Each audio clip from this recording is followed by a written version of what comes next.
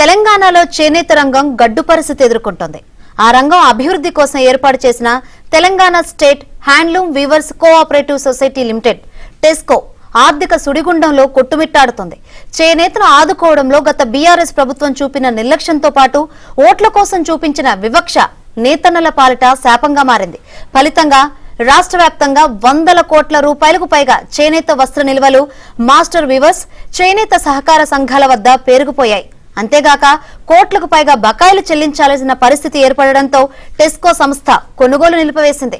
దీంతో తెలంగాణలో గత బీఆర్ఎస్ ప్రభుత్వం చేసిన ఓట్ల రాజకీయంతో చేనేతకు ఆధారం తెగుతోంది.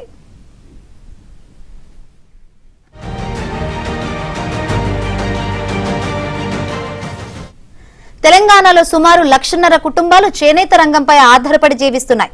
అయినా చేనేతను ఆదుకోవడంలో గత బీఆర్ఎస్ ప్రభుత్వం తీవ్ర నిర్లక్ష్యం చేసింది. బతుకమ్మ చీరలు, షాదీ ముబారక్, కళ్యాణ లక్ష్మి పథకాలకు చేనేత వస్త్రాలను వినియోగించి చేతులు దులుపుకుందే తప్ప శాశ్వత పరిష్కారం చూపలేదు. దీనికి తోడు చేనేతకు రిజర్వ్ చేసిన వస్త్రాలను సైతం దర్జాగా పవర్ లూమ్ పై నేస్తుండటంతో తెలంగాణ కీర్తి కిరీటంలో మాణిక్యం లాంటి చేనేత వైభవం కళాహీనమవుతుంది. చేనేత వ్యవస్థను బాగు చేస్తామని చెప్పిన గత బీఆర్ఎస్ ప్రభుత్వం నూలుపై 40% సబ్సిడీ హామీని అమలు చేయలేదు. థ్రిఫ్ట్ ఫండ్ ఇవ్వడం మానేసింది. దీనికి తోడు నేతన్నపై ముడి సరుకుల ధరలు భారం కూడా వేసింది. ఇక థ్రిఫ్ట్ ఫండ్ కింద 50% సంఘాలు చెల్లిస్తే మరో 50% సంఘాల ఖాతాలో జమ చేస్తామని గత బీఆర్ఎస్ ప్రభుత్వం మాట ఇచ్చినా నిలబెట్టుకోకపోవడంతో నేతన్న నెత్తిన పిడుగు పడినట్లయింది.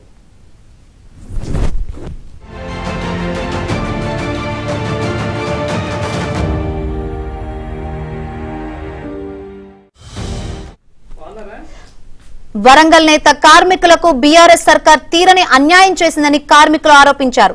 చేనేతపైనే ఆధారపడిన హ్యాండ్లూమ్ కు ప్రాధాన్యత ఇవ్వకుండా కేవలం సిరిసిల్ల పవర్లూమ్ కు మాత్రమే ప్రాధాన్యత ఇచ్చి తమ పొట్ట కొట్టారని కార్మికులు ఆరోపిస్తున్నారు. తెలంగాణలో నేత కార్మికులు అధికంగా ఉన్న వరంగల్ చేనేతపై బీఆర్ఎస్ సర్కార్ చిన్న చూపు చూసింది. వరంగల్ చేనేత కార్మికుల దుస్థితిపై మరింత సమాచారం మా ప్రతినిధి నవీన్ అందిస్తారు. చేనేత రంగం పైన కూడా బీఆర్ఎస్ ప్రభుత్వం ఏ విధంగా చిన్నచూపు చూసింది. ఒక ప్రాంతానికే పరిమితంగా ఒక ప్రాంతం మీదనే పెట్టుబడులు పెట్టి ఆ ప్రాంత కార్మికులపైనే అధిక ప్రేమ చూపించినటువంటి బీఆర్ఎస్ సర్కార్ ఇతర ప్రాంతాల్లో ఉన్నటువంటి చేనేత కార్మికులను ఏమాత్రం పట్టించుకోలేదు. కేవలం సిరిసిల్ల జిల్లాకు సంబంధించి సిరిసిల్ల జిల్లా పైనే పెట్టుబడులు పెట్టి అక్కడ కార్మికులనే మచ్చిక చేసుకోవాలని చూసేటువంటి ప్రయత్నాలను మనం చూసాం. కానీ వరంగల్కి సంబంధించినటువంటి కార్మికులను ఏమాత్రం కూడా పట్టించుకోలేదు. ఇక్కడ చాలామంది కార్మికులు, కార్మిక సంఘాల నేతలు ఉన్నారు. వారిని అడిగి అప్పుడు ఏం జరిగింది అనేటువంటిది వాళ్ళ మాటల్లో తెలుసుకుందాం. ఏం జరిగిందండి మీకు జరిగినటువంటి అన్యాయం? మాకు ఇప్పుడు జరిగేది ఏంటిదనంటే మాకు నెలకు ఖరీదు చేయాలి ఏంటిదంటే పేమెంట్లు ఇవ్వాలి. అప్పుడు గత కాంగ్రెస్ ఉన్నప్పుడు బాగా జరిగింది. తర్వాత బీఆర్ఎస్ వచ్చినాక స్కీములు ప్రకటించారు. థ్రిఫ్ట్ ఫండ్ అనేది మంచిదే స్కీము, కానీ ఇప్పుడు 8 నెలల కంచెలు కడతలేరు. గవర్నమెంట్ కట్టేది కడతలేరు. తర్వాత చేనేత మిత్ర అన్నారు, 2 నెలలు ఇచ్చిండ్రు, దాన్ని కూడా క్లోజ్ చేసిండ్రు. ఇది మన బీఆర్ఎస్ గవర్నమెంటే. ఇప్పుడు కాంగ్రెస్ వచ్చినాక అది మొదలు పెట్టలే. ఇంకా కాంగ్రెస్ వచ్చిన కానీ చెల్లి కూడా దీని గురించి పట్టించుకోవడం లేదు. కాస్తో కూస్తో ఇప్పుడు ఏమన్నా లైన్లోకి వస్తే మరి బాగుంటుంది. నాయకులు దీనికి ప్రోద్బలం చేయాలి. నాయకులు దీని కొరకు కొద్దిగా దృష్టి పెట్టాలి. మేము మినిస్టర్ దగ్గరికి కూడా పోయినాం, కమిషనర్ దగ్గర కూడా పోయినాం, మా బాధలు చెప్పుకున్నాం. ఖరీదులు కూడా వెంటనే చేస్తామని అన్నారు, కానీ ఇంకా అయితే ఏది జరుగుతలేదు. చేనేత కార్మిక సంఘం నేతలు ఉన్నారు, వారిని అడిగి మరిన్ని వివరాలు తెలుసుకుందాం. సార్, ఒక ప్రభుత్వంగా ఉన్నప్పుడు ఒక ప్రాంతం పైన ప్రేమ ఎక్కువ చూపించి మరో ప్రాంతం పైన తక్కువ, దీన్ని ఎలా చూడొచ్చు? గతంలో కేటీఆర్ చేనేత జౌళి శాఖ మంత్రిగా ఉండి ఆయన కేవలం సిరిసిల్ల ప్రాతినిధ్యం వహిస్తున్న ఆ నియోజకవర్గానికే మంత్రిగా వ్యవహరించడు తప్ప ఈ రాష్ట్రంలో 4 ప్రాంతాల్లో చేనేత పరిశ్రమ వెదజల్లుతుంది. పోచంపల్లిలో, అదేవిధంగా వరంగల్లో, సిరిసిల్లలో, కరీంనగర్లో ఈ యొక్క పరిశ్రమ విదజల్లుతుంది. కేవలం చేనేత పేరు చెప్పి బతుకమ్మ చీరలు చేనేత కార్మికుల్ని ఆదుకుంటారని చెప్పి ఆ పథకాన్ని పెట్టిండు. చేనేత కార్మికులు పవర్ లూమ్ మీద అది ఎట్టి పరిస్థితుల్లో నెయ్యరు, అది పవర్ లూము. కానీ దయచేసి మీ ద్వారా కూడా మేము కోరుకునేది అంటే చేనేత అంటే కేవలం చేయితోటి నేసేదాన్నే చేనేత అంటారు. టెక్స్టైల్ పార్క్ అంటారు, చేనేత కార్మికులు అంటారు. అక్కడ పవర్ లూమ్ సిరిసిల్ల బతుకమ్మ చీరలు అంటారు, చేనేత కార్మికులు అంటారు. బతుకమ్మ చీరలు కానీ టెక్స్టైల్ పార్క్ కానీ ఎక్కడ కరెంటు తోటి నడిచే ఏదైనా కూడా పవర్ లూమ్ అది చేనేత కార్మికులకు సంబంధం లేదు. చేనేత అనేది కేవలం చేతితోటి నేసే మగ్గాన్నే చేనేత అంటారు.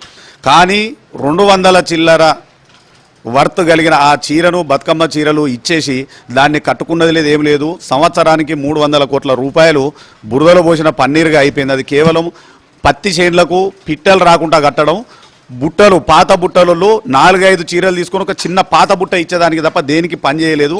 అయితే గతంలో సేకరించినటువంటి ఏదైతే వస్త్రం ఉందో అది గోదాముల్లోనే మగ్గిపోతుంది, ఎలుకలు పందికొక్కుల పాలవుతుంది, దాన్ని ఎవరు పట్టించుకునేటువంటి పరిస్థితి లేదు. గత ప్రభుత్వం అంత నిర్లక్ష్యం చేయడాన్ని ఎట్లా చూస్తారు?